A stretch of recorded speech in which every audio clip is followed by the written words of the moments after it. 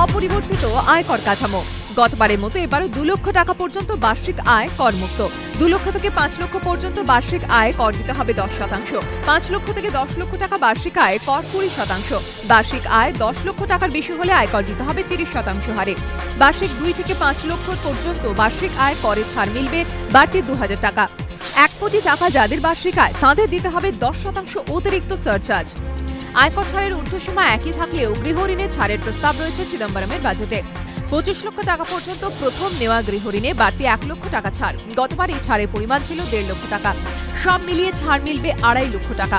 50 লক্ষ টাকা পর্যন্ত সম্পত্তি কেনা বেচায় দিতে হবে 1% টিডিএস। 2000 বর্গফুট কার্পেট এরিয়াযুক্ত ফ্ল্যাটের কর আরও বাড়ল। রাজ্য রাজনীতিতে মমতা অধীর লড়াই দীর্ঘদিনের। কংগ্রেসে থাকাকালীনও অধীর চৌধুরীর সঙ্গে সুসম্পর্ক ছিল না মমতা বন্দ্যোপাধ্যায়। হুমায়ুন কবিরকে জিতিয়ে অধীরকে হারানোর দায়িত্ব দিয়ে শুভেন্দু অধিকারীকে মুর্শিদাবাদ পাঠিয়েছিলেন মমতা। মুকুল রায় সহ তৃণমূলের প্রায় সব শীর্ষ নেতাই ঝাঁপিয়েছিলেন হুমায়ুনকে জেতাতে।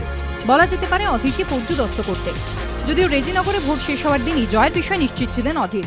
নিশ্চিত ছিলেন নিজের একদা শিষ্য হুমায়ুনকে সঠিক শিক্ষা দেওয়ার বিষয়।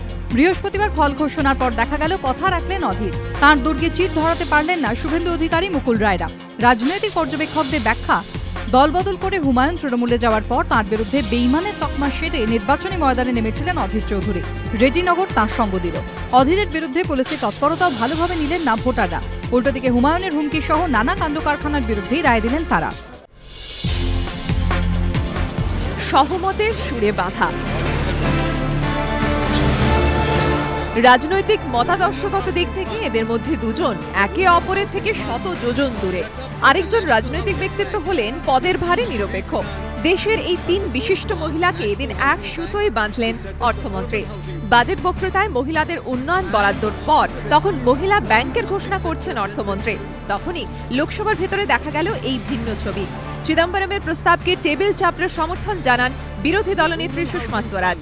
সম্মতি জানান ইউপিএ সভানেত্রী সোনিয়া গান্ধীও। লোকসভার অধ্যক্ষ মীরা কুমারের মুখেও ধরা পড়ল হালকা হাসি। দেশে প্রথম মহিলাদের জন্য ব্যাংক গড়তে বরাদ্দ করা হলো 1000 কোটি টাকা। এই ধরনের ব্যাংক থেকে শুধুমাত্র মহিলারাই ঋণ পাবেন। মহিলাদের নিরাপত্তা খাতে নির্ভয়া তহবিল করার প্রস্তাব দেন অর্থমন্ত্রী, যার জন্য বরাদ্দ করা হলো 1000 কোটি টাকা। 10,000 টাকা বন্ড ও শর্ত সাপেক্ষে আরাবুলের জামিনের আবেদন মঞ্জুর করল আদালত। এর আগে 4 বার জামিনের আবেদন নাকচ হয়ে যায়। এরপর পঞ্চমবার আদালতে আরাবুলের জামিনের আবেদন করেন তার আইনজীবীরা। বৃহস্পতিবার আলিপুর জেলা ও দায়রা আদালতে সেই মামলার শুনানি হয়। অভিযোগকারীদের আইনজীবীরা আরাবুলের জামিনের আবেদনের বিরোধিতা করেন। কিন্তু প্রতিবারের মতো এবারও সরকারি আইনজীবীরা আদালতে জানান তদন্তের কাজে আরাবুলকে আর আটকে রাখার প্রয়োজন নেই। সব পক্ষের সওয়াল জবাব শুনে ভারপ্রাপ্ত জেলা ও দায়রা বিচারক সুদেব মিত্র আরাবুলের জামিন মঞ্জুর করেন। তবে শর্ত দেন আরাবুলকে 10,000 টাকা জমানত রাখতে হবে। আদালতের নির্দেশ ছাড়া কলকাতা লেদার কমপ্লেক্স থানা এলাকায় ঢুকতে পারবেন না আরাবুল।